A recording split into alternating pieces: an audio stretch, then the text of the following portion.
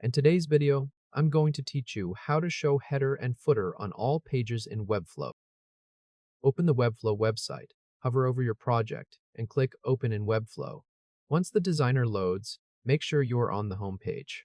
If you are not, go to the Pages panel using the document icon on the left toolbar. Then click Home so the page is active on the canvas. At the top of the home page, click the Navbar to select it. If Webflow selects one of the links inside the navigation instead of the full navbar, press Escape once so the selection moves up to the navbar itself. Now right-click the navbar and choose Create Component.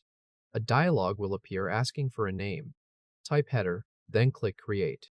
After that, you will see a green outline around the navbar. That green outline shows it is now a component master.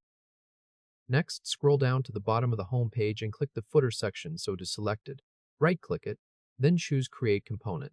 When the naming dialog opens, type Footer and click Create. At this point, both the header and footer have been turned into reusable components, and they are now available in the Components library.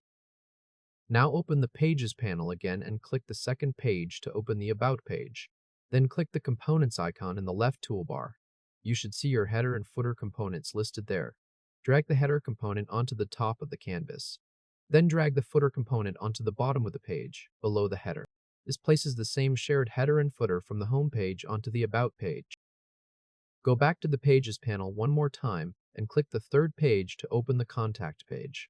Open the Components panel again. Drag the header component to the top of the page. Then drag the footer component to the bottom. The Contact page now uses those same shared components as well. Click Publish in the top right corner of the designer. In the dropdown, tick the Webflow.eu staging checkbox. Then click Publish to selected domains. When the success message appears, click the staging link to open the live site in a new tab.